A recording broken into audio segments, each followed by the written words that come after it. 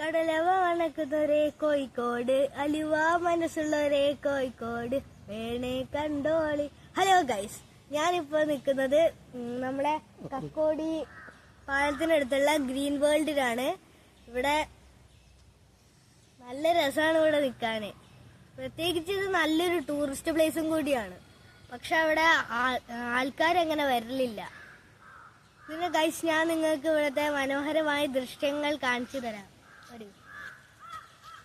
ഈ റിവറിന്റെ പേരാണ് പൂണൂർ റിവർ. ഇത് ശരിക്കും ഒഴുകി വരുന്നത് നമ്മളെ ബാണാസുര ഡാമില്ലേ, അതിന്ന് ഒഴുകി ഇവിടേക്ക് എത്തുന്നതാണ്.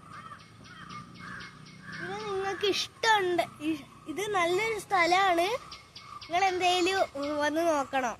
നല്ല പ്രകൃതി ഭംഗിയോ, നല്ല സുഖമാണ് ഇവിടെ നിൽക്കാന്. പിന്നെ നല്ല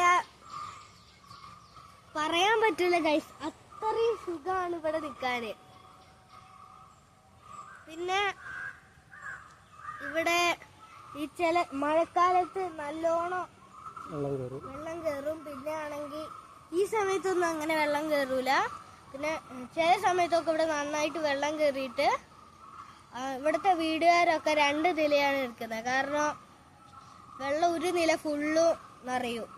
അതുകൊണ്ട് മറ്റേ നിലയിൽ പോയിട്ട് രക്ഷപ്പെട്ട് നിൽക്കാൻ. പിന്നെ ആണെങ്കിലേ ഇവിടെ വെള്ളം കെട്ടി നിൽക്കുന്ന സമയത്ത് ഇവിടെയൊക്കെ ആണെങ്കിൽ കുറേ ആൾക്കാരുടെ ഓരോന്നിങ്ങനെ വന്ന് നിൽക്കും.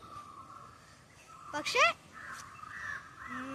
വെള്ളം ഒന്നും കയറാത്ത സമയത്ത് ഇവിടെ വന്ന് നിൽക്കുന്നത് നല്ലൊരു സുഖ ഗൈസ്.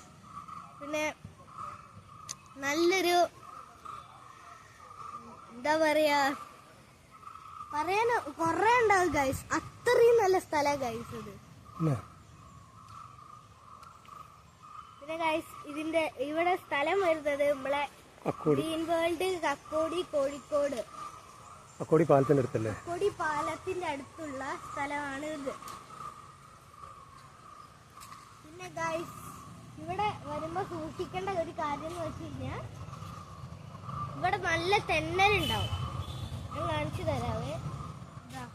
ഈ ഭാഗത്തൊക്കെ നല്ല തെന്നലുണ്ട്. ഇവിടെ നല്ല തെന്നലുണ്ട്. വരികയാണെങ്കിൽ ഗ്രിപ്പുള്ള ചെരുപ്പോ ഷൂ ഇട്ടുകൊണ്ട് വരണം, അല്ലെങ്കിൽ തെന്നിപ്പോവും. അപ്പൊ ഓക്കെ ഗൈസ്, ബൈ. എല്ലാവർക്കും ശുദ്ധ ബ്ലോഗ്സിന്റെ പുതിയൊരു വ്ളോഗിലേക്ക് സ്വാഗതം എന്ന് പറയാൻ വിട്ടായതുകൊണ്ട് ഇപ്പൊ പറയുന്നതാണ് ഗൈസ്. അപ്പൊ നമ്മളെ ഈ ചെറിയ വീഡിയോ ഇഷ്ടപ്പെട്ടിട്ടുണ്ടെങ്കിൽ ലൈക്ക് ചെയ്യുക, ഷെയർ ചെയ്യുക, സബ്സ്ക്രൈബ് ചെയ്യുക. പിന്നെ സൈഡിൽ കാണുന്ന ബെല്ല് അമർത്തുക. Guys bye.